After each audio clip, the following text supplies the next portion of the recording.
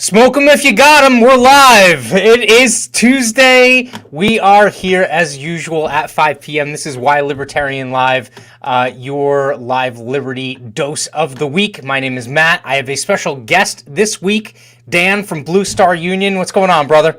You handsome devil, Matt. How are you doing today? The check's in the mail, brother. The check's in the mail. Good to see you, my friend. Most definitely. So Dan's online a little early today. Dan's actually live. You're live, like 8:30, 9 o'clock tonight? Usually 9 o'clock tonight. Okay, so 9 o'clock tonight. Definitely be on the lookout for Dan at Blue Star. He'll be live on his channel. While you're here with us, make sure to like, comment, subscribe, share, hit the notification bell, retweet, get this out there. And we do take live comments and questions. So if you would like to ask us questions, comment on the lunacy of New Jersey, or just tell us how freaking adorable that we look this evening, I think that'll also go over well. I will most certainly put those on the screen with everyone. So before we get rolling, Dan, anyone who doesn't know you, quick plug. Who are you and what is Blue Star? Oh, I'm not important, dude, but Blue Star's pretty cool. Civil rights organization. Our motto is building a culture of consequence. The short answer of what that means is, how can we change our society and protect our civil liberties without talking about the ballot box, right? Without talking about voting, which is usually what every group immediately goes to. So it's not about party. It's not about people. Individuals are not your savior. You are your own savior. Your voluntary communities are your own savior. How do we go about protecting our civil liberties? And that's the spirit of our organization. Awesome. Love it. And I got the website up. If anyone wants to check out Blue Star, if you haven't seen them before, it's bluestarunion.com. Definitely hit up the merch shop. I have a couple of hats, a couple of shirts. They're really, really good quality merch, and they look good. The logo's fantastic. So, and another plug, up here on the homepage, you had our last Libertarian Book Club that we did with Anatomy of the State. Friday night, we'll be live, give or take, 9 o'clock at night. We'll be simulcasting both Why Libertarian as well as on Blue Star. We're doing The New Right by Michael Malice, so that should be fun. Some good stuff to talk about there. And we're having a little bit of a business meeting beforehand, so I think we'll all be very well lubricated before that conversation starts happening. So and definitely that check kind of that out. Lubrication is legal. It's okay. Yes, yeah. Well, we will get into what kind of self-medication is legal now in New Jersey. The one thing I wanted to pull up before we talked about that, the news of today. This is a live program, so we do talk about some of the stuff that comes up in between when we schedule and whatnot. And so today, King Murphy has actually unveiled the budget for this next fiscal year. And if you listen to NJ.com, you would think that this is the greatest thing since sliced bread. We're going to spend $44.8 billion with a B in the New Jersey budget. No tax hikes. Yay! Like, that's like how low is the bar? Now that it's like, okay, well, we didn't raise taxes this year, right? But why, Matt? Why didn't they? That is a very good question. Anyone who lives in New Jersey, or if you've driven through New Jersey, or if you've stopped and bought one thing in New Jersey, you're like, that doesn't sound right. Usually taxes pretty much go up all the time in New Jersey. In fact, probably one of the best homegrown things that we have are taxes. But so apparently you can have a surplus from borrowing. How the fuck does that work? That's why they're in budget. Because if you borrow against people's future and make your taxpayers indentured servants, you're balancing the budget. Oh, it's magic. Yes, it's like fairy dust, like pixie dust. Like I don't know. So that was the ballsy thing that was included. The biggest ballsy thing in that article was, oh well, we have a surplus from borrowing, so we can spend all this money on these new programs. If anyone has been basically unconscious for the last 18 months, or if you just missed it, remember that at the beginning of this whole COVID thing, Murphy used the opportunity to say that they wanted to borrow like almost $10 billion because of budget shortfalls and tax shortfalls and things like that. That is the surplus he's talking about. The surplus is, money borrowed off the backs of everyone. How the hell do they get away with this? Like, I still don't know. Like, what would you think, Dan, is the reason why people could read an article like this and not just get stark raving mad? Well, it's intentional, man. We all know that the general public's aptitude to read something and criticize it and break it down and understand, why are these words being used? Why are these words structured the way they are? Because if you read that article, Matt, that you're referring to, they don't even allude to it like it's borrowed money. They just say, oh, we have this budget and we are saying we have X and we're going to spend Y, which is slightly less than X. So we have a surplus. And it's just this declarative statement. And then you miss this little detail that's like, oh yeah, billions of those dollars are borrowed. Oh, wait a minute. So that's money we don't have in the budget. That's money that we're just going to have to owe back in spades later on, or never pay back if we default on it. But also remember, Murphy was banking on a Biden administration to eventually get federal cheddar coming into the state. So this is how their cockamamie math works, right? When am I going to get free shit from somewhere else? Or where can I mortgage my people's future now for paying off pensioners in our government employee system, which is basically what they're doing. Yeah, and that's an important point. So a huge payment is going towards the pension system. Now, the one gripe is that the pension system has been underfunded for years. And so if you take a classic, stress test to it, yeah, they haven't been putting nearly as much money into it.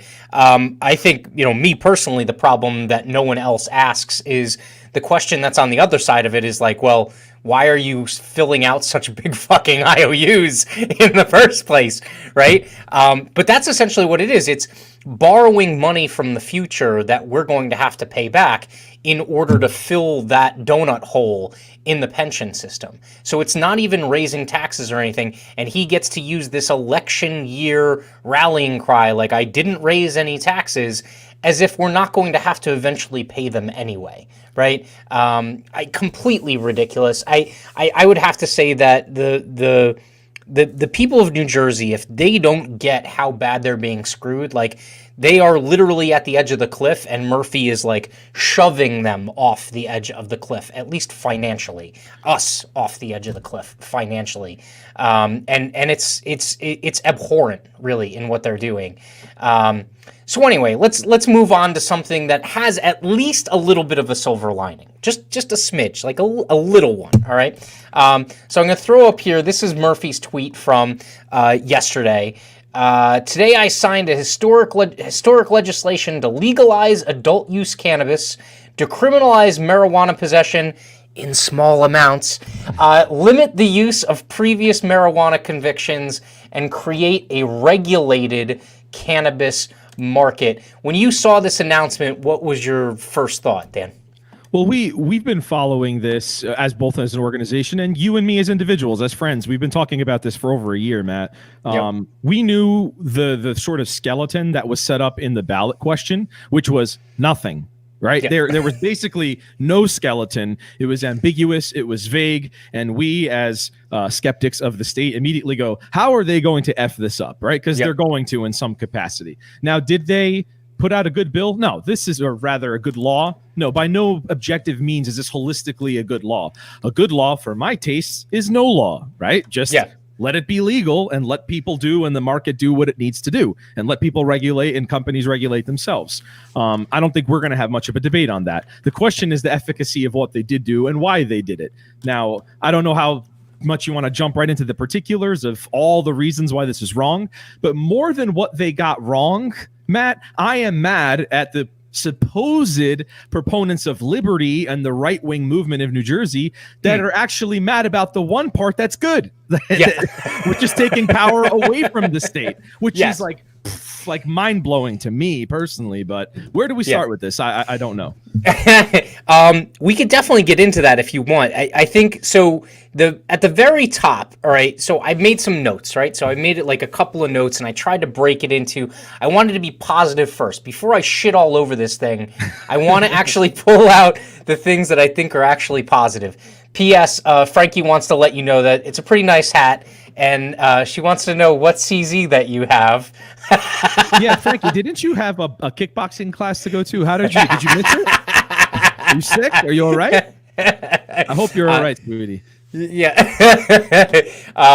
Little inside joke there, but the hat is pretty badass. So if you do get a chance to get any CZ merch, it is pretty good. Our circle of friends is very sympathetic to the plight of the Czech people. They're good people. Yeah. Yes. So here's what I have as the good. All right. And you tell me whether or not you see it as a good. It's not fully illegal anymore. All right. So that's a little good. It creates some new business opportunities, at least in the beginning. All right. For rich people. Yes, yeah. Or even if you are poor, you're probably not going to be able to compete in the marketplace, and you'll eventually get gobbled up or pushed out. But we'll get to that. Compete's the wrong word. Participate's the right word. Well, yeah. The state allows you to participate. Right. Compete implies you're in the game. You're not on the game. You're not in this game. You're not allowed in this game. Yes. Yeah. You're allowed in, but it's like nursery school, and they tell you like where to go and like, you know, how to pick things up and how to play with your toys and things like that. Like that's the way I would liken it. It will have some effect. Like I didn't even know what word to use. Like I needed a qualifying word, but so I used the word some. It will have some effect on incarceration rates. So that could be a silver lining. Frankie's kickboxing starts at 5:45, so good for you, buddy. No, she's right. I need to get one very quickly. I'm gonna get that shadow eventually. Yeah. And there's some protections in place as it relates to policing and how the police interact with the public on this particular subject. So those were the positives that I drew out of it. Did you have any others that maybe could be silver linings here, or anything like to say about any of those in particular? Yeah, I'll say, first of all, I agree with you, Matt. At the end of the day, we can criticize this all we want in 5 minutes. At the end of the day, this is an incremental improvement. Whether that's this much improvement or that much improvement's up for debate, but we were at 0 and now we're somewhere on the line, right? We're at 2 or 3. I don't know, but obviously this is a better place than we were 24 hours ago. Yep. And I would say maybe the one thing you could add to this is going to be the cultural awareness of how stupid this entire thing was, right? Because right now people don't have a concept for why this is a good thing or a step in the right direction. But maybe 5 years from now, we're going to look at statistics. We're going to look at incarceration rates. We're going to look at traffic accidents, and I would venture to say that we're going to see either statistical insignificance on any of these measures, and Yep. people will go, wow, this was so stupid. We were doing this for decades. Why did we do this? So it's about changing the hearts and minds of people. Because again, this was a ballot measure, right? So 2-1 New Jerseyans voted for this. But what we are getting is not what people voted for, because they had no say in it, right? It was just, we're going to make it legal. And then how much legal is up to these bureaucrats in Trenton. Yes, so look, yes, it's an overall positive move. Now let's explain why it's not good enough and what the potential pitfalls are of what we did set up. All right. So I got my notes, but I want to ask you, what kind of hit you as the first big red flag in terms of once like the immediate pomp and circumstance is gone and you start kind of like digging into it, what's the first red flag that kind of jumped out at you on this one? I think the most offensive to my sensibilities is the fact that despite all of this talk of how this is a good social justice move and we're getting people out of prison and we're giving people business opportunities, all of that is true. The most offensive thing to me is that you still can't produce it at home. You can't grow it, right? So if you were to grow a tomato plant in your backyard, cool. If you take a seed of cannabis, of marijuana, and you plant one stalk in your backyard, jail. Like you're still going to jail. So this entire, think about this like Inception. This is like a chicken and the egg thing. We made the drug legal, but you can't produce it and you can't buy it anywhere unless you eventually buy it from an enormous conglomerate hedge fund that owns a shop and has a license that the state monopolizes, only gives out a few of them. So it's like, how do you even get the thing that's illegal to not be charged a crime with it, but I can't grow it? Like it's, I don't know. It's like a chicken and egg stupidity thing to me. I mean, the safest thing, if you really want to talk about equity and you're saying, oh, if we have some Maoist famine going on in China and then say, yeah, we'll allow you to eat, but you can't grow your own food. Like, well, what the fuck's the point then? What's the point of all of this? Well, and wait, that's the funny thing is, all right, just on a philosophical level, right?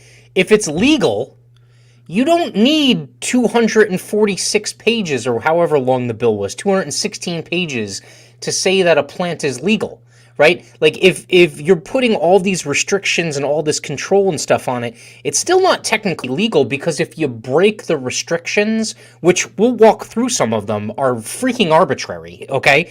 If you break the restrictions, it's like straight to jail. Like and so at the heart of it, you can't call it legal. You just can't. It's not legal, right? Like the legality of something is based off of whether or not you can do it or you can't do it. As soon as you start like restricting it and like,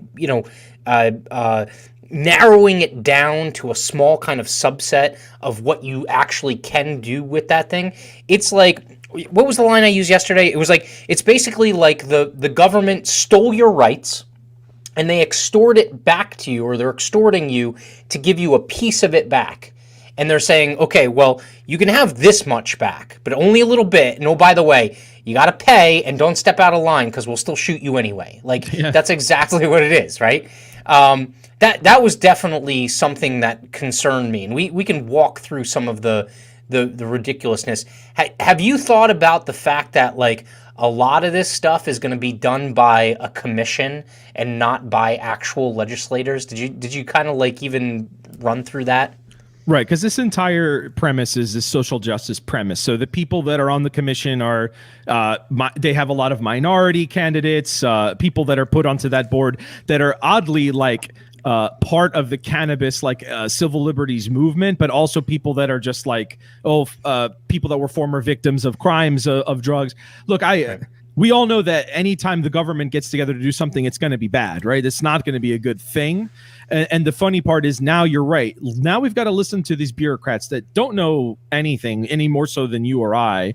And until they arbitrarily decide the scheme with which they're going to distribute these licenses to people, there still is no market. So right now, like today, even though it's been decriminalized, you cannot lawfully buy recreational marijuana anywhere, right? Because one of the conditions of this legislation was that I believe there's a dozen or so dispensaries in New Jersey, somewhere around there. They must meet the demand of all of their prescription customers first.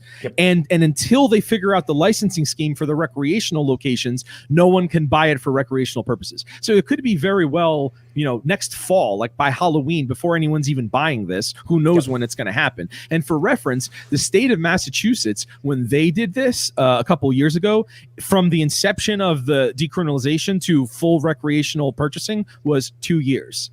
2 years. So we don't know when this is actually going to start. And in the meantime, there are many reasons the government can still arrest you or point a gun at you for being involved with this plant. Yeah.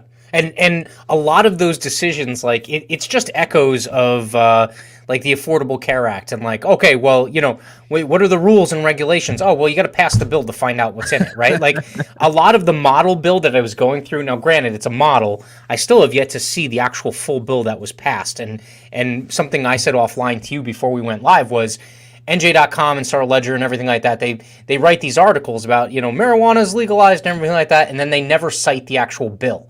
So like you can never click a hyperlink and go through to see the actual bill, which I think is interesting. It's almost maybe unconscious that they don't put it in there so that you could actually go look at the particulars. But it's not basically reading the bill, bro. They're not reading the bill. They were given talking points, I think, from Murphy's people or from Trenton. That said, like, these are the selling points. Just go ahead, talk about those. I have a little bit of a background in journalism, so I can tell you something. The laziest people on God's green earth are journalists. They are the biggest scumbags and the laziest people you will ever meet. Whenever you read some article or opinion take from a journalist, it is almost never written by them. And I mean that with no hyperbole. It's usually a staffer or somebody from a candidate's office, a politician who like has a relationship, who goes to cocktail parties with said journalist, and they're like, here's some bullet points I think you should cover, and the journalist writes their name on top of it and changes some words. I cannot tell you how painfully common that is, and that's why it's not an accident, it's not a random occurrence that there's no citation, because they're not reading it. There's no way they've read hundreds of pages of this nonsense and are experts in it. That's why they repeat the same vapid talking points, like you just said before. We have a surplus. No, we don't. We don't have a surplus. This is like double speak, like an idiots read this and go to their friends. Oh, we have a surplus. Oh, we have a surplus. No, like that's not going on. So of course they're not writing these articles, man. Yeah, no, it's like it definitely reads like they were fed. They were fed basically what's going on, which is also ironic because that's typically also how these bills get written, right? Like the bills themselves are boilerplates, which I think they used. I think it was Colorado's boilerplate in order to like build off of and create this stuff. But there's so much of this is still yet to be determined. To your point, this commission of bureaucrats, which are basically just appointed, dignitaries that are going to be overseeing this process, they won't be doing it in the public eye, and we don't get to vote on them. So it's like, you don't get to actually say, oh, well, like, so-and-so, voted to make a retail dispensary license $1 million. We should get rid of them. You don't get to do that. It's just based off of whatever administration wants to put whoever people in there. Not to mention the fact that I looked at the salaries of some of these people. They're going to be making like $1.50, $1.60. I mean, that's good work if you can get it. And I don't think it's going to be full time because most of the stuff will be done by, folks in the municipalities and stuff like that. You'll essentially just be rubber stamping things from Trenton. But it's a good time to pick up a Trenton pension when they just funded it completely. So their timing is impeccable. A very good point. Now, I want to one side product of this, and it's that while we're all clapping about legalizing marijuana, the state is also clamping down on making illegal all of these other byproducts. So, for example, vaping, right? We have a friend, Kirk, who owns a vaping business. Now, those people, those businesses, unless they have a brick and mortar location, cannot ship their product to customers. So we've now made a new class of potential criminals in that front. And if I'm not mistaken, they are either very close to or have passed out of some committee banning cigarette sales in pharmacies. Right. So there's one chain, I want to say it's CVS, that already voluntarily stopped doing it. Yes. But Walgreens and all the other players, they still sell cigarettes. So it's like, you're just, I don't care if you've never lived or worked in an urban area, the black market for cigarettes is huge. Like, people don't understand that tobacco, like cigarettes, I'm not talking illicit hard drugs or marijuana or heroin,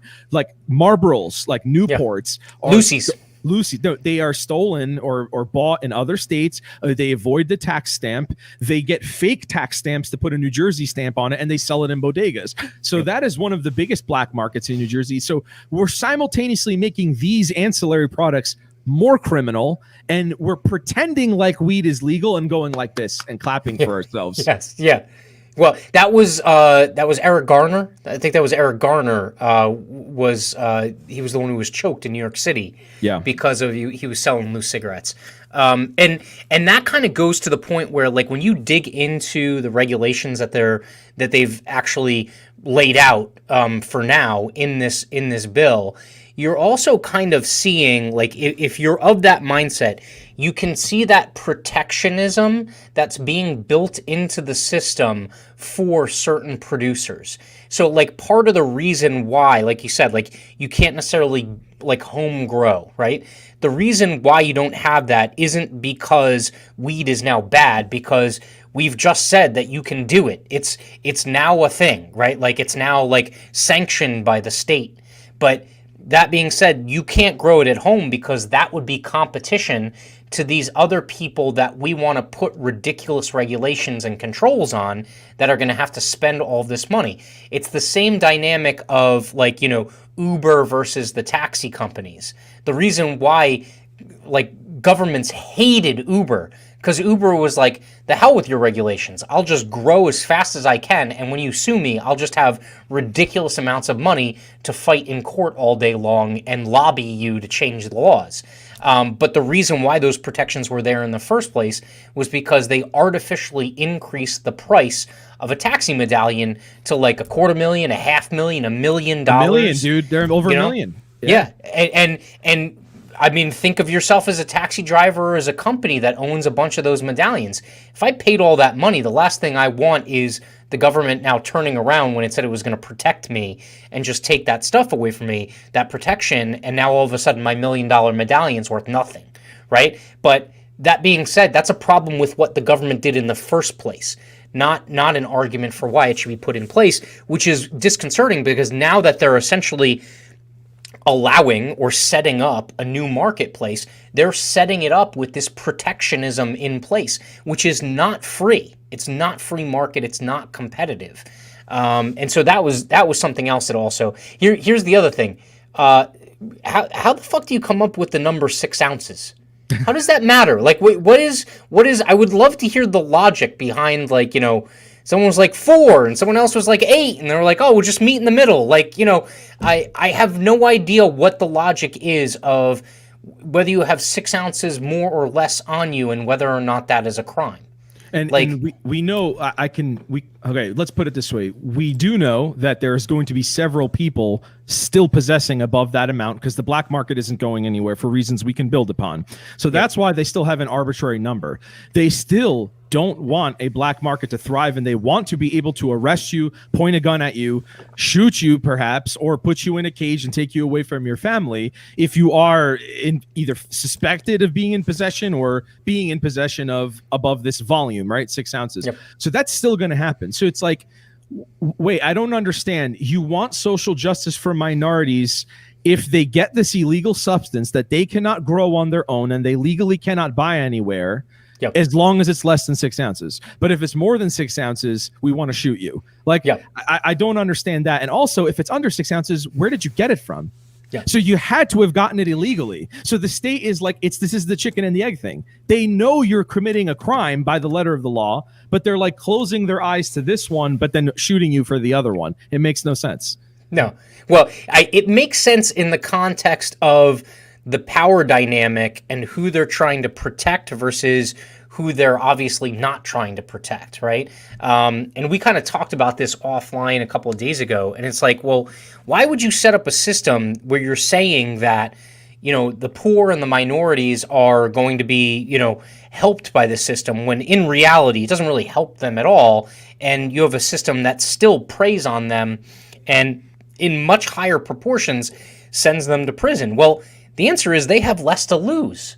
Right? Like, they're the ones that are more likely to rise up. Like, during the French Revolution, it wasn't the middle class who was like, kill the aristocracy. It was the poor that were fighting against the aristocracy because, once you take as much as you can away from someone, they have nothing to lose. They might as well fight because they're probably going to die early anyway, right? I think this law does nothing to that effect. I mean, it keeps a black market going.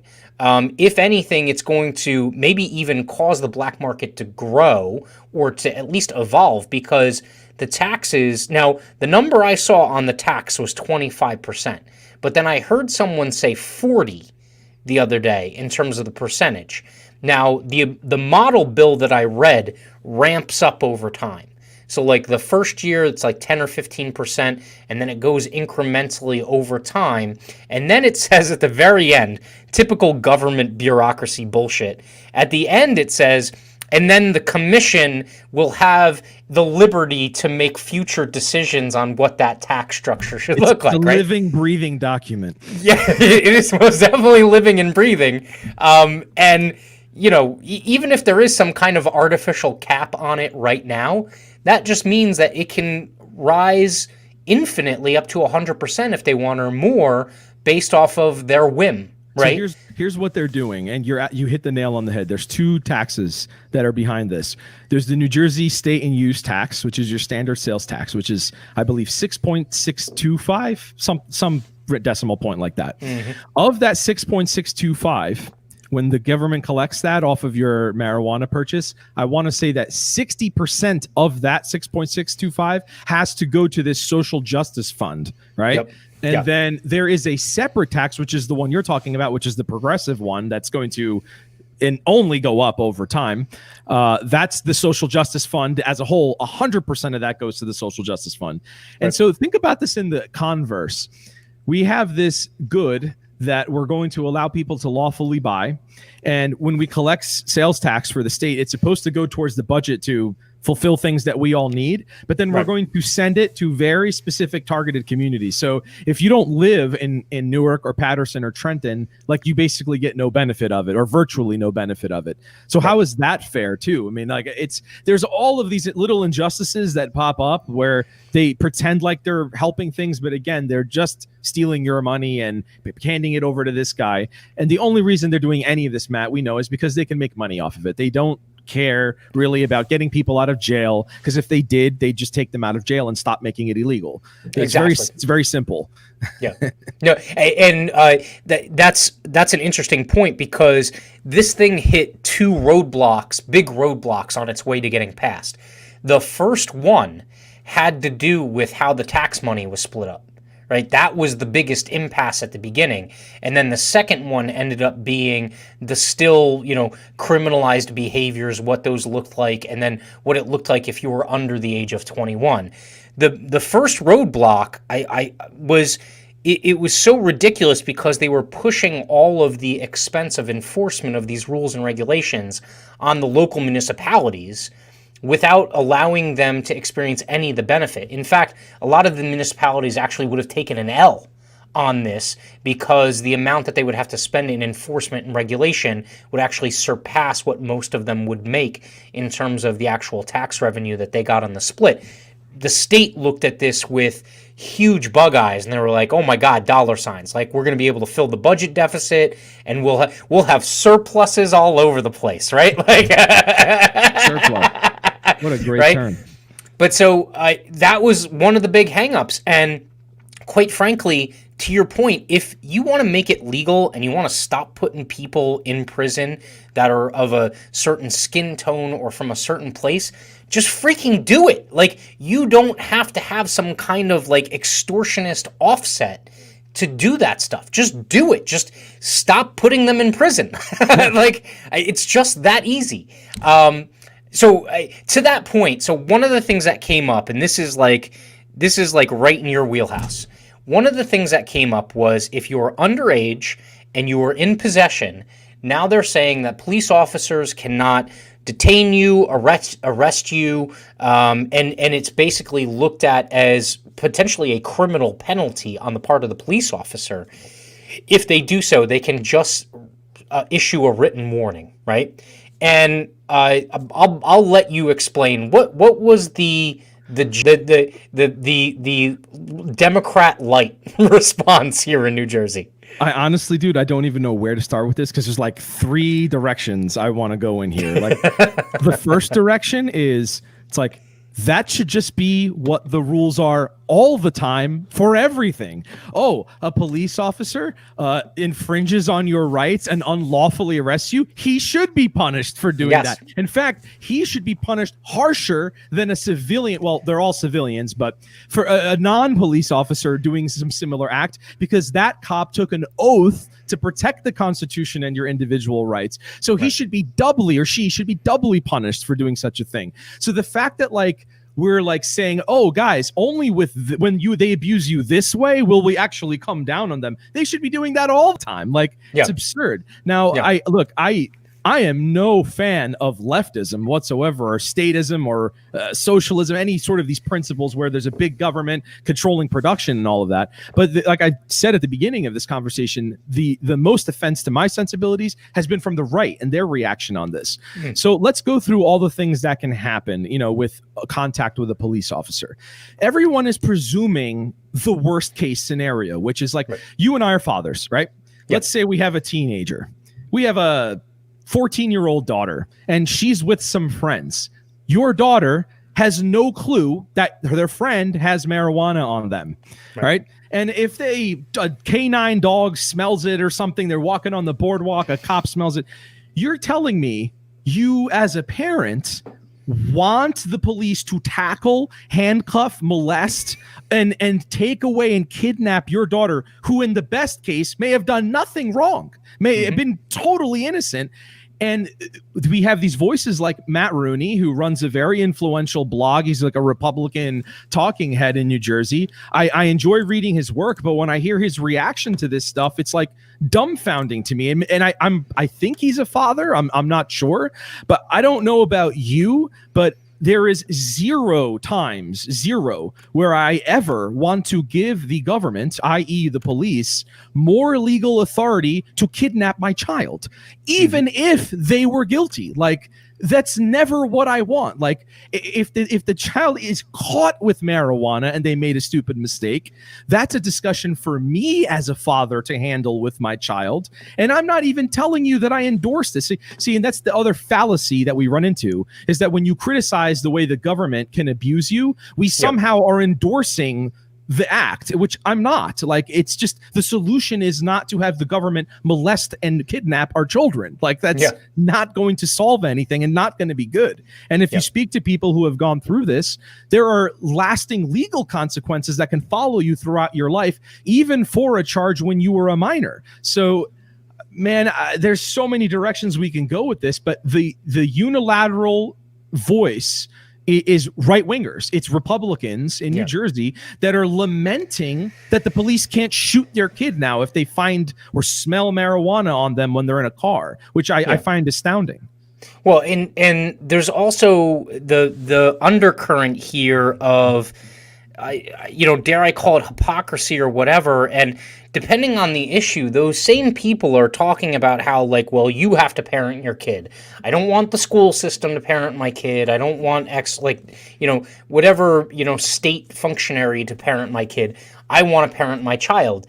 But then all of a sudden, if they're out in public and they're caught with a joint or drinking or something like that, now all of a sudden what? They're absolving themselves of parentage, and now it's the police's duty to parent their kids. No, that's not the answer at all. I mean, look, at the end of the day, these kids are going to end up doing these things regardless, right? So, I think one of the Republican representatives or assemblymen basically said, "Oh, well, we already have a problem with, underage drinkers and smokers on the beach and things like that." Well, the laws are doing such a bang up job of stopping it now. Like, that's amazing, And so it wasn't working before. So what? Like we were arresting kids before, and that was good. Like that's the part that blows my mind, Matt. Why are we failing with half of the political spectrum that claims they're for liberty and small government? Maybe not no government, maybe not that extreme, but small government, and how can they possibly say this with a straight face? And I'd love to talk to somebody who can explain that to me, that thinks it's righteous that the police should be running around, capturing your children. That's the thing I don't understand. There's another angle, if you can indulge me, Matt, that go for it. I want to talk about with police, which is, look, this is an issue that divides people. There's people that think it's righteous for the state to arrest people for possessing drugs. Okay, I obviously don't agree with that. But let's say you do, and let's say you are a police officer, you're a member of law enforcement, you're a prosecutor, you're a police officer, any aspect of the law enforcement community. Yep. We always have this discussion about whether these agents of the state are doing their job, right? They're not making a moral decision about what they think is right and wrong. They're just doing what the law says for them to do or what their boss tells them to enforce. So that begs the question to me. I would love to speak to police officers now who have spent their entire career up until yesterday arresting people. Now, since this ballot measure passed, there were thousands of arrests for marijuana charges, which the attorney general put on hiatus and said, okay, just let these sit in front of the court. Don't adjudicate them. Let's see what happens with this law. And now many of these charges, not all of them, but many of them will be dropped. So to me, I want to ask the police officers that put people in cages and arrest them from any time before today, were you right and morally just for abusing people before? Or are you right and morally just for letting them go now? You can't be both, okay? It has to be one or the other. So you either have to admit to me that many things you've done in your career and your entire life have been unjust and evil, or that you are now doing unjust and evil things going forward because you're getting told not to do it. And it can't be both. That's the conversation I want to hear happen. I don't want to talk about these platitudes that the government wants to discuss with, social justice and surpluses and what's right. No, what's right is objective truth and having conversations about morality. It's either right for them to do this now or it wasn't right before. It can't be both. And that's what I want to see get asked to these people. Yeah, and I would agree with you. I'm always looking for consistency, right? And so you're completely correct. There's only two consistent answers, right? But you have to maintain that consistency pretty religiously if I'm going to believe that that's actually what your perspective is, right? And the principle is I took an oath to basically uphold the Constitution, and I believe that the constitutional stance here is that you get control over your own body. You can ingest whatever you want or whatever you don't want, and that's the moral. That's not the moral, but that is basically the natural rights or principled approach. And then the other approach is, well, the law of the land is what I follow, and so I follow that, and that's basically what tells me which way the wind blows and what I'm supposed to do. I think that there are a lot of police officers, and this comes up once this bill got signed. There were a lot of questions on the part of the Second Amendment community that we're talking about, and I actually kind of like that this conversation is entering into the Second Amendment community. It's like another one of those like those small silver linings. It was like, well, then why can't I carry a firearm in New Jersey to protect myself? Well, that's a really good freaking question, because you have a natural right to be able to arm yourself and protect yourself, right? So if that's the case, then police officers that are being slapped on the hand for basically violating someone's civil rights for being able to ingest or not ingest a plant, The same principle applies to the Second Amendment in New Jersey, across the entire country. The same principle applies. And so, yeah, that is a good question. Why is it that a police officer can essentially rob you of your constitutional and your natural right to be able to bear arms and to defend yourself? And so that is like, maybe it's like a happy accident that's coming out of this, but it's also part of that evolution. Like, ever since January 6th, there have been a lot of people that identify as GOPers that are questioning the place of law enforcement and kind of, what constraints are on them. Well, let's punctuate that with the response from the New Jersey State, the PBA. All right. Yeah. Did you see their response? I did. Yeah. Okay. Yeah. So these clowns get out publicly on Twitter and their social networks and go, this is highly unfair to the law enforcement community to create these capricious and convoluted laws where we now don't know whether we're going to be criminalized for doing our jobs. And I'm like, you just fucking described the Second Amendment atmosphere in New Jersey. Thank you. Now you know what it feels like to be me, asshole. Like, yeah, thanks a lot. Yeah. And you're right about the laws. Like, when it comes to Second Amendment laws, if you talk to the law enforcement community like I've spoken to people who are on councils, detectives, chiefs, through my organization and through my experiences as I'm trying to work on some activism.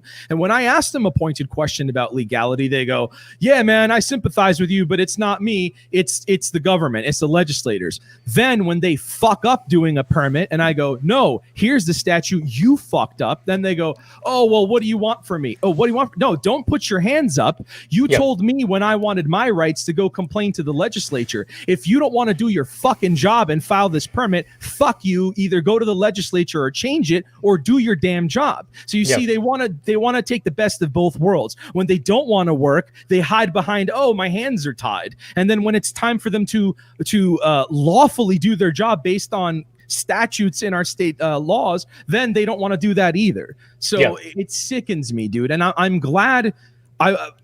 Michael Malice talks about this all the time. I'm glad that the right is like starting to see this. But then when I saw this marijuana conversation yesterday, and I'm looking at the right and I'm going, no, they don't get it. They're back to zero. All the progress from January 6th is gone. Well, I'm wondering whether or not if it is a universal, kind of feeling, right? Like, so the most vocal people to react, I think there was some intent on the part of the media outlets to put those voices out there, right? But I do think it's more than one, right? Like, I mean, that number is greater than one. And so I do think that there are a number of folks that, like, you're right, they were headed down the right path and then they just pulled the wheel into the ditch again. But no, I think there is some good conversation that can come from this on both sides. And I'm hoping that both sides also kind of begin to see the fact that they're more similar than they are different, right? Like the marijuana legalization and decriminalization group and the pro Second Amendment group, if you're inside the Libertarian Party, those are one and the same. But when you're outside of the Libertarian Party, they're pitted against each other in many instances. But I think they're beginning to see crossover. They're beginning to see that look, if you get caught with an ounce too much in your pocket versus you get caught with a magazine that holds one too many bullets, like, it's the same thing. Like, that's exactly what the problem is, and you both are fighting the same battle. You think you're fighting against each other, but really at the end of the day, you're fighting the same battle or the same war.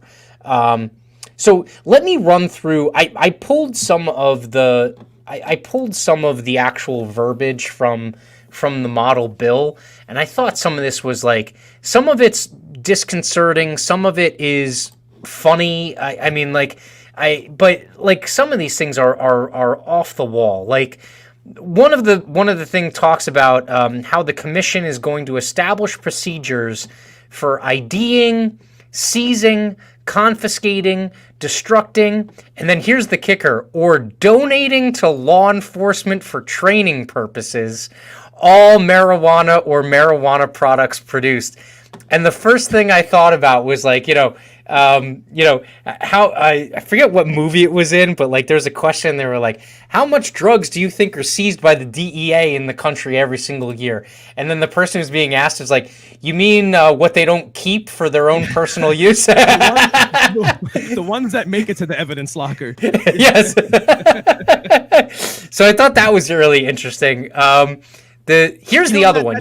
That's a good point. Like, I'm almost positive that law enforcement is not going to be permitted to indulge in this. I'm pretty sure that if you are a corrections officer, a police officer, an agent of some kind, I think you can't use this product anyway. So it's like, this is like one of the last things you'll ever hear come out of my mouth. How is that fair to them? Right? Exactly. So now we have this thing that's legal for everybody but cops, and I'm the last one to defend them. I'm the last person to defend them. But that's yet another example of bullshit. But then with Second Amendment stuff, it's the inverse. We have this Constitution that protects your right to Second Amendment rights, and then we ban them in New Jersey, and then write laws to unban that stuff just for cops. So it's like we screw over people when it comes to one thing, then we screw over this other community when it comes to another. Like, it's stupid. Yes. No, it is not consistent at all. Like, not even in the slightest. And I mean, some of these things is like, here's another thing. You'll love this one. This is like a privacy thing. The division may at any time examine the books and records of any marijuana producer and may appoint auditors, investigators, and other employees that the division considers necessary to enforce its powers. The division shall not be required to obtain a search warrant to conduct an investigation or search of licensed premises. So that basically means that your right to privacy or your right to basically due process and a warrant is completely thrown out the window if you so choose to become a licensed marijuana producer or dispenser in New Jersey. Listen, when we extort you for one of these licenses, okay? When we extort you for one of these licenses so you can have a captive market to print profits, you also are going to burn the Fourth Amendment and any claims you have to it, which is the same, well, all joking aside, it's the same type of rhetoric they do with liquor laws. It's the same thing. They have the ABC boards, they drop in, and those licenses, I don't know what these weed licenses are going to cost. They could be $1 million, north of $1 million. So you think about the jeopardy you put yourself in. I know you and I have talked about some friends we know that own businesses that have gotten punished and called out by the attorney general for COVID violations at their bar, right? And they just yank your license. Like this $1 million piece of paper, arbitrary, like the taxi medallion, it's arbitrary permit that allows you to make a living selling alcohol. They'll take that away from you, which they're going to do the same thing with weed. Like, you're out of your mind if you think they're not going to abuse you. This is legal extortion. Nothing more, nothing less. Well, and here's the other point, and something we've talked about when it comes to like the ABC, right? And there's a big parallel here between alcohol and marijuana. When you appoint like this centralized commissioner, this board, okay, typically what happens is whatever like your great intention is at the beginning with all of the fanfare, over time ends up getting completely eroded and it becomes corrupted. And so, like, for instance, in New Jersey, and for most of the country, this is true, wherever you have a situation like we have in New Jersey in terms of liquor control, you now have a consolidation or basically an oligopoly that happens when it comes to distribution of the actual product. Because you end up with only a handful of people that you have to win over that then create these protectionist controls that benefit you, or at the very least, they hurt you, but they hurt your competition way more, right? And so that's the same thing. Like, if you run a bar in New Jersey, how many choices of liquor retailers do you have, or distributors? It's a handful of them, and the way it works, it's I forget what the term is. I don't know if it's home rule. There's like a legal term for this. Yeah. Once you have like the exclusivity of a particular product, no one else can sell it, right? So it's like if you pick up like Absolute Vodka, no one else can sell Absolute Vodka in the state but you, right? So it's basically a license to print money from the government in exchange for a massive extortion fee. and they just have a monopoly on an entire sector of the market for no fucking reason whatsoever. And what does that invite? That invites inferior service, inferior treatment, because what incentive behaviorally does that distributor have beyond complying with regulatory, with laws that with the commission? Beyond that, when it comes to the customer service angle, what behavioral obligation do they have to their clients? Nothing, because they have a monopoly on the market. Yep. Yeah. No, it is. And this will become that. It won't be that at the beginning, and this is like part of their plan too. It's like you put the thing in place, and it seems like it works at first, but there's only one lug nut on each tire, and the transmission is like hanging out to begin with, and then eventually you get 100 miles down the road, and the thing starts falling apart. That's exactly what's going to happen here. I'm looking at some of these other requirements. There's a tracking system that gets put in place, and they're going to be tracking lots of all of the different product that gets distributed throughout. I mean, this is Venezuelan oil type controls that they're putting into this. And what's funny is right off the bat, they say, we want to prevent diverting this marijuana to criminal enterprises like gangs, cartels, and other states. And I wanted to be like, it's too fucking expensive. They don't want it. You are the criminal entity that's distributing this product. You stole my money. Yes. You're handing out monopoly notes to people. But that's exactly what it is. It's also, if you think about it, it's a way to make sure that they get their tax, right? Yeah. They can track every single lot sold so that they can apply the correct amount of tax. And before you think that this is hyperbole, I challenge you to Google the state of Utah and their liquor laws. I don't know how many people are aware of this. The liquor licenses, the bars there have to report down to the ounce what they served. So if you go into a bar in Utah, there's an enormous market for these smart meters that they sell to bars, which they place on these racks where the bottles are upside down. So if you ask for a shot of Tito's, they literally push a button and it meters out the shot, because you're only allowed to have, I think, 1.5 ounces in an alcoholic drink or some shit like that. So if you don't think this is possible, Utah's a relatively free state compared to here, of course they're going to pull shit like this here. Yep. Yeah, no, it is going to get there. It's going to get there. To your point, with the just how ridiculous it gets, there's actually a provision in here that sets what size their sign can be on the front of the store at a retailer. I hate this, dude. No larger than 1,600 square inches, identifying the retail outlet by the license's business trade name. Why not 1,007? Why? I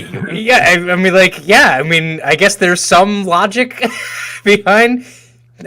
Sorry, sir, you can't dispense legal marijuana today. Your sign is too large. Let me take out that tape measure. Yeah. Oh, sorry. We're going to revoke your monopoly ticket here. Yeah. Here's the other angle we haven't mentioned yet. Isn't it funny how I started this by saying the most offensive thing to me is the fact that it's not real legalization because you can't grow it yourself, right? Yeah. So you don't have that autonomy.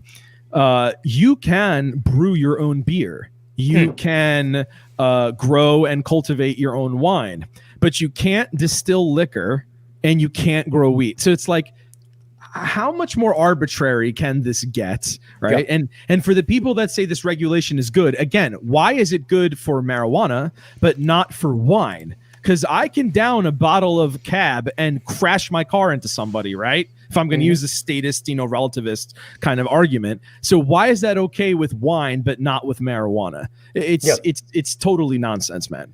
Yeah, and you know what it is? It's that wine is a mature marketplace, and so they can't control it. It's already out of their control, right? So they put the things in place that the market will. They put the barriers and the regulations in place that the market will allow them to, which is very little compared to a market that right now has been completely criminalized, and now they're opening up. So you see, it's they're pressing their advantage, right? Like they are coming from a position of power where it's like, the king is like, okay, I will let you have bread, but only this type of bread and these many slices, and like, and prior you had nothing, so you are grateful because it's like, oh, thank you, benevolent leader. Like I appreciate that you would allow me to do something like this, and it's a mentality that I get it because I used to be that, right? Like I used to have that mentality, and there was just a day, and I can't even put, like, a lot of people have this, like, do you know your like wake up moment? Like, did you have a moment where it was like you kind of like came to our sort of line of thinking? Yeah, like the clarity. See, I'll admit that I've been asked that before, and I did not have that moment of singularity. It was very gradual. For me, I had the total opposite experience. I was like a neocon douchebag, like college Republican kid. Like I was the guy on campus saying George Bush was great for bombing Iraq and all that kind of stuff. And I went from there to this over the course of 15 years or so. Someone posted online the other day that they were I forget, they were like questioning what color pill they were at or whatever, and I was like, keep up with the colors, man. I was like, this is typically, this was my progression, and I think this is the actual, like, this is the standard. It's not everyone goes through it this way, but I think most people are blue pilled. Right, like they think the Matrix is taking care of them and things are all well, and they fight every so often. That's right? the majority. Okay, you have the people that end up getting red pilled, where they wake up and they're like, and I'm not talking about Republicans. I'm talking about people that wake up and they're like, wow, all this stuff around me is bullshit. Right, like that's like the next step. Like that's the first awakening. Then you go black pilled.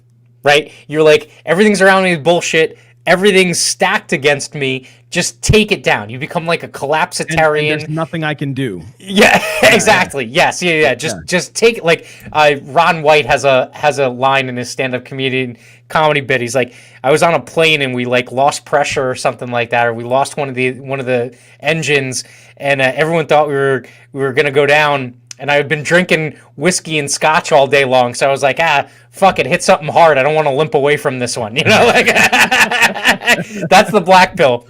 And then I think what some people are working really heavily on is getting those black pilled people to be white pilled people, where they're like, all right, things suck, and there's obviously all of this stuff against us, but there are ways that we can, flex our collective freedom muscles and get past this, or just completely circumvent it, right? Yeah. And that it's happening demonstrably, right? That you can see evidence of that pattern of behavior happening in a positive direction. Yes. Yeah. And so here's my question. I think I know how the state thinks. The state thinks that this is not a right. I think the state thinks that this is something that that's the other thing is, if you live in an idealistic world, right? Like this is a right. Your ability to be able to ingest something or smoke something that you want, if it's of your choosing and all it does is affect you, that's a right. You get to do that.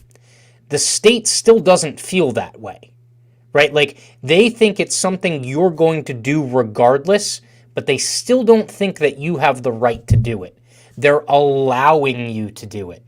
So they're putting all of these restrictions in place to say, okay, little children, if you're going to do this anyway, we're going to make sure that you do it safely and so that you don't hurt yourselves or anyone else, right? What's your thought on that? No, I was thinking to myself that one of the people on Twitter that jumped up and said he's opening a weed shop was Kevin Smith, right? Mm-hmm. He's a big name here in Monmouth County. If you know his movies and the culture behind him, they're from the area where I'm from.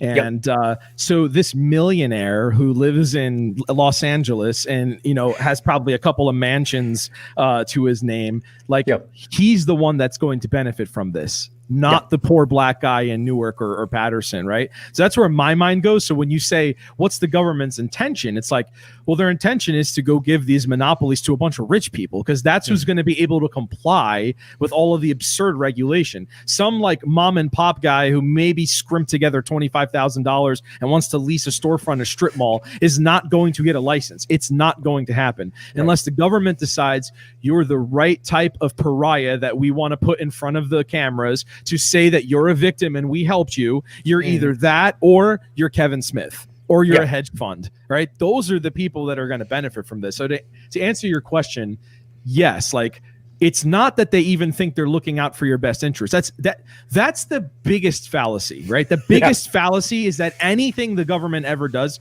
is for your safety or for your best interest. It's never for that. It's always because of control and money or whatever end they want to accomplish. In this case, it's a budget shortfall. They want to make money, and they realized, okay, we can make this, we could paint this as a racial victory and just plug some holes in our massive debt. So get and try to maybe get into the black, which they never will. No. But yeah, there's no good intentions with this whatsoever. Well, and someone who's taking the opposite side of that will be like, well, the majority of the tax money is going to these, underserved communities and things like that. And as someone who has some inside knowledge, who has worked for state, county, and local level governments in the past, I can tell you that the people who run and administer and operate, things in Patterson and Newark and Camden and, Irvington, like Atlantic City, those folks, like, they don't drive beaters, right? Like, they don't wear clothes with holes in them. They are people of means, and typically the contracts that get doled out to, quote unquote, help the community, oftentimes are given out to people that are of means as well, right? There will be some tokenization of, like you said, some of these retail shops, they will look for the person of color that looks really good and presentable and photographs well or has like a heartwarming story. They'll do whatever they can to prop that business owner up and keep them operating because they become the example, so that whenever anyone attacks them and says, yeah, well, there's 9 million Kevin Smith dispensaries and there's only one for Jamal in the middle of Patterson, like they're like, well, yeah, but Jamal's doing well, so it's an example of how it's actually working, right? But one Jamal is doing well. What about 99.99% of them that are still in jail? Yes. Well, and that's also another question here. So in terms of like the 2,000 citations or offenses, a lot of them are getting dispensed of, right? But the other thing is that there are tons of people that are currently in prison that are there for nonviolent drug possession. And I think, I didn't see what the particulars were, but if they are going to commute any of those sentences or expunge them, it's only going to be up to these limits. Yes. Right? And so basically, if you got caught and you had, 6 ounces or less on you, and that was the only thing, you can get out of prison, right? Yeah. Anything outside of that, paraphernalia, if there was a firearm involved, even if you didn't commit Graves Act. Yeah, and any of those things will immediately disqualify you, and you will still be rotting in prison, even after, rich white kids in Essex Fells are smoking legal weed. You'll still be in prison on the weed rap, right? Right. So there's two aspects here that I'm glad you brought up the gun thing. The way that we've adjudicated, and as I'm making light these jokes about the racial pariah and stuff, the behavior, I do sincerely believe that these minority communities are disproportionately impacted by these laws. Like, so when I'm joking, I'm not coming from an angle of making fun of them. I'm making fun of the concept that the government is pretending that they're feigning that they're helping them, which they're not. So I just want to be clear about that.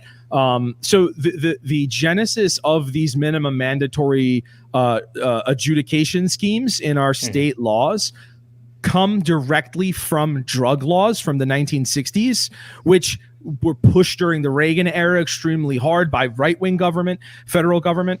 And that was carried over into gun laws. So the same way they abuse like, inner city minorities and put them in jail for petty drug crimes with minimum mandatory sentences, they do the same thing with guns. And when they collude together, forget about it. You're done. You're going to state prison. So when you take, I can't even take credit for this. This is something my buddy David always talks about. When you take an entire community of people and you just fuck them over, we could talk about a myriad of ways in which the black community has been hurt by gun control laws and the war on poverty and all of these horrible government schemes that always are colossal failures. But when you basically take their adult male population, incarcerate them for plants, then take the remaining able, fertile women and say, hey, government is your daddy now. Go have a bunch of kids. We'll pay for them.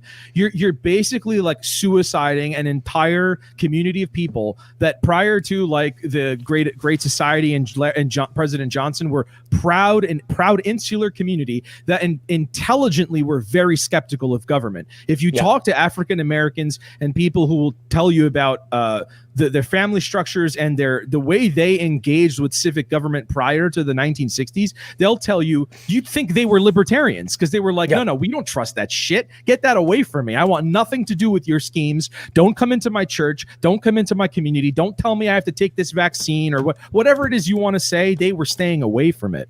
And we've unfortunately created this scheme where we are involved in every aspect of minorities' lives to ruin them. And then we go, oh, look at what failures there are. We need to help them more. And that's the vicious cycle that we turn here. So when I make these jokes, I want to be very clear that no, they are hurting these communities disproportionately. And that's why I started this conversation saying this is an incremental step, a small step in the right direction. It's just not perfect. It's definitely not even close to perfect. Yeah. So let me ask you the follow-through question on that. The follow-through question is, all right, so this is passed. It is now law. They're going to set this stuff up and, who knows, 12, 18, 24 months from now, we have, dispensaries, retail dispensaries and whatnot, and a supply chain set up. How do we get to the next level where we can actually force their hand to try and make this, go to a place where it's legitimately going to do what they're selling it as doing, but it really isn't. So how do we kind of force their hand, or at least advocate to push this train further down the tracks in the right direction? Yeah, so you asked me a parallel question to this before, and I said, what's one of the ancillary positives? One of the ancillary positives is the cultural discussion is going to change, and it takes time, right? Time heals these wounds. It changes people's perspectives. We were talking about alcohol distillation and home brewing of beer. That is a very that was a very recent change, right? It was illegal since Prohibition, you haven't been able to distill alcohol in your home without a permit, but home brewing was signed by Christie. All right. Yep. That's not that long ago. So it was illegal for you to brew beer in your home up until 10 years ago. So it's quite possible that we're having this discussion now about marijuana, and over the course of a decade, the social conversation changes to the fact where we go, there is no statistical uptick in crime. There is no statistical uptick in accidents or violent crimes or whatever these boogeymen that they're going to come up with. Oh, there isn't a statistical correlation in more children smoking. If you point to any Western country that has legalized any narcotics, almost invariably the usage and death rates go down. One of the most prominent examples is the country of Portugal, the Republic of Portugal in the early 2000s. They decriminalized everything. They had an enormous heroin problem with their gypsy population, and their numbers all went down. And it just follows common sense. People don't want to confront the reality that freedom always leads to more informed choices, and you're stopping the ability of the government from hurting people, right? Because we are being myopic, right? This entire discussion is revolving around a leaf, okay? The leaf is not putting me in jail. The leaf is not making me crash my car, just like the gun is not shooting people, right? The leaf isn't doing anything. It's a vegetable, right? It can't do anything to me. What does things to me is the government. They are the ones that arrest me. They can break up families, destroy children who have no father in their home, and put you in the poorhouse for a harmless plant, right? That is the ultimate discussion here. And I think when time goes and heals, and all these Republicans are going to lick their wounds now about how pissed they are that cops can't shoot my son. And over time, they're going to realize, okay, this is like alcohol. We're allowed to go to a bar and drink, and we are trusted to not drink enough to the point where we crash our cars going home. And for the most part, we don't have an epidemic of drunk driving. It's just statistically not true. We don't have that. And over time, people will smoke weed just like they have been for the last few decades. And statistically, they're not going to start killing people on our roads. And culturally, as some boomers, go out to pasture, and the younger generation is inculcated with this culture, they're going to go, no, this is normal. Like, this is fine. There isn't a problem here. Maybe I don't want to touch weed, but it's not harming me. I don't need to have a police officer go and harm some family because a 17-year-old had some weed in his pocket. And I think that's just a matter of time, Matt. That's what it takes. And I think it's also going to take those stories that obliterate the false narrative that's being pitched right now. We need to continue to keep shining a light on those, right? Like, one of my notes that I wrote down was, is this going to stop no-knock drug raids? And it's not, right? It's not, because if you have a black market operation that has more than 6 ounces, again, how they came up with that fucking number. If you have more than 6 ounces in your house, here's a question. You got 2 roommates, right? All you go to the dispensary or whatever, and you pick up your 4 or 5 ounces, right? It all goes down on the table in the middle of the living room. 2 of them go out to Popeyes to go get fried chicken, and you're sitting there in the house. Does that now make you a felon for having more than 6 ounces? I mean, yeah, it technically does, right? But that being said, I think it's not necessarily going to stop drug raids on homes and no-knock raids. There's still going to be situations where someone from the black community, typically a young black male, will be caught with too much on them, or maybe paraphernalia with it, or maybe a firearm with it, and they will still end up going to prison on these charges. And we have to continue to highlight that and show them that they did not go far enough, right? Like, they did not err far enough on the side of liberty and freedom with this. Go ahead. No, I didn't mean to interrupt you. Sorry, Matt. No, I was just going to say, can you imagine if we criminalized, you can't have more than a 6-pack of beer, right? So it's if I have 2 Corona 6-packs, go to jail. But that's the parallel you kind of have to draw. This is silly. Now, clearly, if I down 12 beers, I'm going to be inebriated, and I'm a danger if I get behind the wheel of a car. But we all, as a society, don't see anything wrong with someone going to a barbecue on July 4th and walking down the sidewalk to their friend's house with 2 6-packs of Coronas, right? It's logical. It's normal. But the idea of the marijuana, it's foreign to people, right? Look, and I'd love to ask these more right-wing type people, it's okay, did you ever smoke once in your life?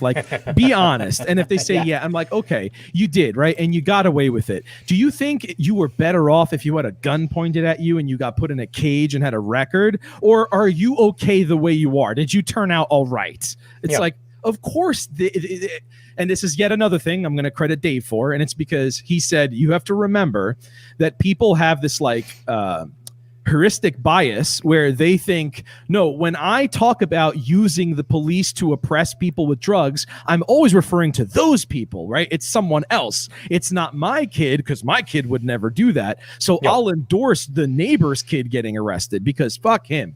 He can go to jail. So that's the thing. Until people go through this and realize this is no different than carrying 12 beers. I'm not going to drink 12 beers, but it's okay to hold 12 beers. There's nothing illegal about it, and there shouldn't be. Yeah. Well, and that also goes to the point of when a crime is actually committed, right? Is ingesting too much of anything a crime? Before you end up causing harm to someone else, right? The threat of crime or the threat of damage or something like that, is that a crime? And I think, a lot of people that are a little bit more I would say more freedom based would say no, it's not a crime until you actually screw up, right, and hurt someone else or damage their property.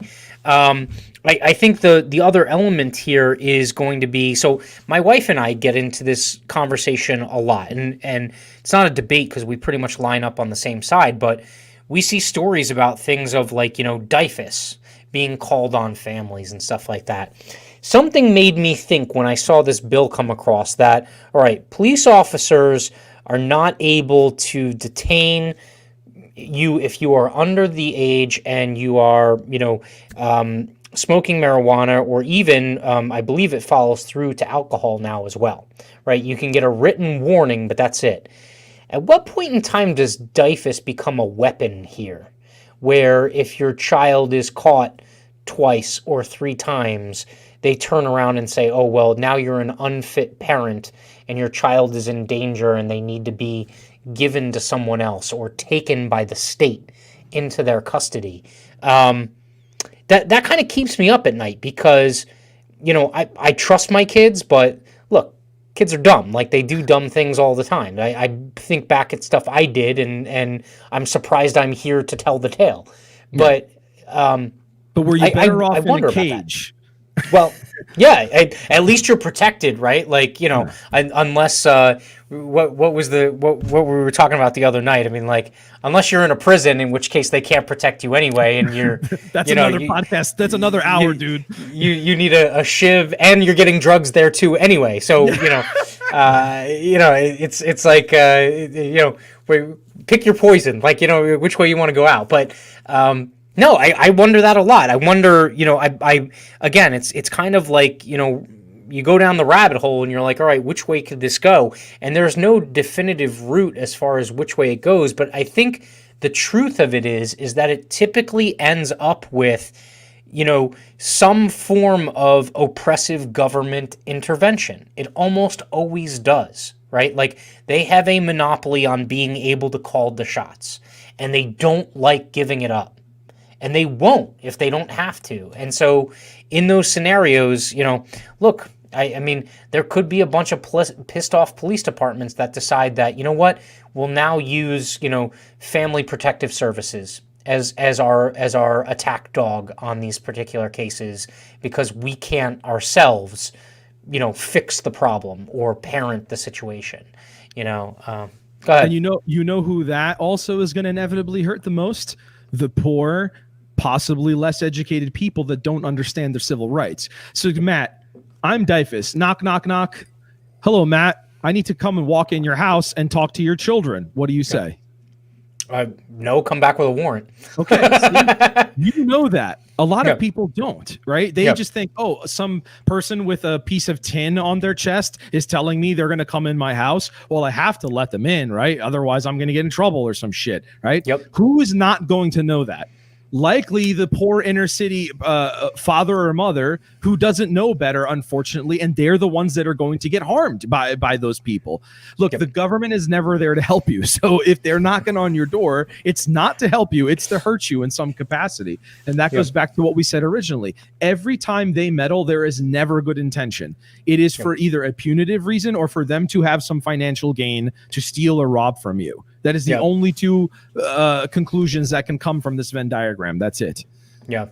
So I want to be respectful of your time. There was one comment that I threw up really quickly that we didn't really kind of address, but it reinforced, and I don't know if Matt is still watching, but Matt threw up a comment talking about South Carolina putting tax stamps on cigarettes because people were sending them up north for resale and the price went up to pay for the stamps themselves.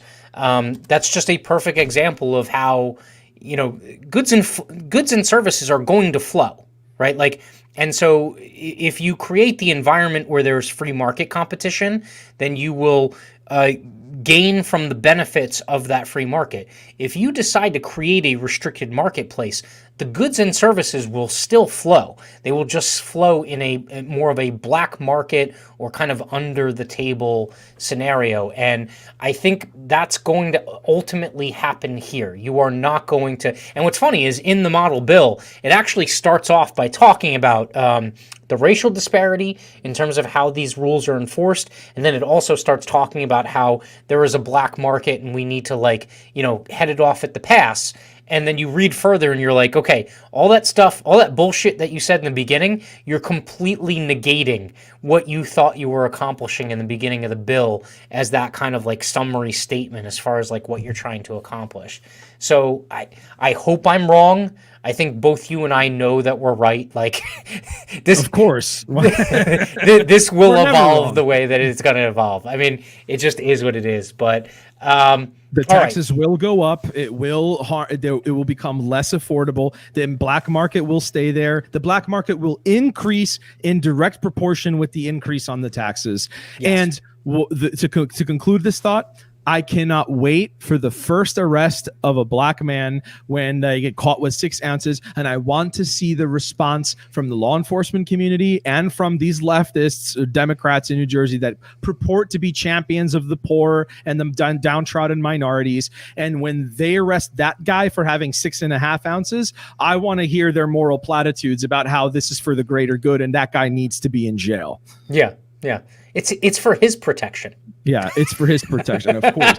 And again, I'll double down and say, I want to hear the police officer that's going to arrest the black man for having 6.5 ounces. And I want you to tell me that it's right and just that you do it now, but it's not right and just that you do it for 4 ounces. And why that is your moral conviction that that's the right thing to do. You need to start holding these people accountable who act like they are robots and have no moral decision-making capacity whatsoever. Yeah. No, there's autonomy there. There always has been. I mean, it's like, it's like there's always a sale made, right? Like the sale is either a yes or a no. And that's the same thing that happens when it comes time for, you to make that determination in terms of whether you're going to, charge someone and put them away, or whether or not you're going to let them go and be like, you know what, this is your constitutional right or your natural right to be able to do this. There's always a sale made. On that note, tonight, what you got coming up tonight? We're probably going to have our boy David on. I'm trying to get our friend Will, who lives in Trenton. We'll probably touch on this subject a little bit and talk about some other things. So somewhere around 9 o'clock, if you're interested, tune in to us. And more importantly, I'm looking forward to seeing you this Friday as we visit our friends at Restaurant Mayetta in Englishtown, New Jersey, and talk about our good friend Michael Malice and his wonderful book, The New Right. It's going to be a lot of fun. I had a blast covering Anatomy of the State. It was one of the funniest get-togethers we've ever had, and it makes reading sometimes dense literature very fun and very engaging. So looking forward to seeing you on Friday, brother. Yeah, no, most definitely. And catch the live stream on either this channel or on Blue Star. And then I usually put up an edited version. So Anatomy of the State on YouTube, there is a 15-minute version. So if you do not want to sit through the whole, forget what it was. Yeah, there's no dirty jokes on that one. And no Alex Jones impersonations either. That's the best part, man. So, Dan, I want to say thank you. I appreciate it very much. I'm going to leave everyone with, an endorsement. Go to bluestarunion.com. Make a donation. They do fantastic work. Check out the merch store and pick up some hats and T-shirts and stuff that they got there. And then make sure to like, subscribe, and I will see you next Tuesday at 5 p.m. We actually have a really interesting guest next week. I'm not going to this dude is freaking outrageous. He is someone who made Jimmy Dore almost speechless. All right. So that is next week, Tuesday, 5 p.m. You don't want to miss it. And here's a little bit of trailer on the way out on something that I'm working on a personal note. Thank you, Dan. Have a good night. Don't forget to... There are so many reasons to decentralize, whether it's lack of control over your own data, platforms where you are the product and get paid little to no money, or censorship and government oversight into your personal communications. That's why I'm taking a journey to decentralize my social media as well as my life. Make sure to subscribe, hit the notification bell, and check out the Decentralize Everything playlist on this channel. Whether you're curious or looking to decentralize too, I would love your company as I make a move to break free, take control, and decentralize everything.